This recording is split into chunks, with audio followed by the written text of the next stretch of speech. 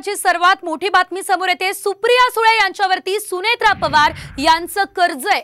सुनेत्रा आणि पार्थ पवार यांचं 55 लाखांचं कर्ज आहे। निवडणूक प्रतिज्ञापत्रातून ही मोठी माहिती आता समोर आलेली आहे। ही बातमी तुम्ही सर्वात आधी साम टीव्हीवर बघताय। सुप्रिया सुळे यांच्यावरती सुनेत्रा पवार यांचं कर्ज आहे। सुनेत्रा आणि पार्थ पवार यांचं 55 लाखांचं कर्ज असल्याचं कळतंय। अधिकची अपडेट घेऊयात आमचे प्रतिनिधी नितीन पाटणकर यांच्याकडून। नितीन, आपण बघतोय सुप्रिया सुळे यांच्यावरती कर्ज असल्याची माहिती समोर येते आणि ते कर्जही सुनेत्रा पवार यांचं आहे। सविस्तर माहिती।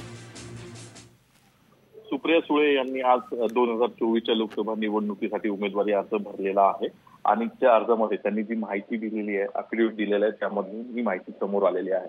2019 साली देखील त्यांच्यावरती बँका किंवा इतर वित्तीय संस्थांचं कोणतंही कर्ज नव्हतं। मात्र पार्थ पवार यांच्याकडून त्यांनी 20 लाख रुपये आणि सुनेत्रा पवार यांच्याकडून 35 लाख रुपये असे एकूण 55 लाख रुपये उसने किंवा कर्जावून घेतलेले होते आणि 2024 पर्यंत त्यांनी ते परत न केल्याचं या अफिडेव्हिटवरून दिसतं आणि 2024 मध्ये देखील त्यांच्याकडे पार्थ पवार आणि सुनेत्रा पवार यांचं देणं बाकी आहे आणि ते तब्बल 55 लाख रुपयांचं आहे। दिलेल्या सर्व अपडेटसाठी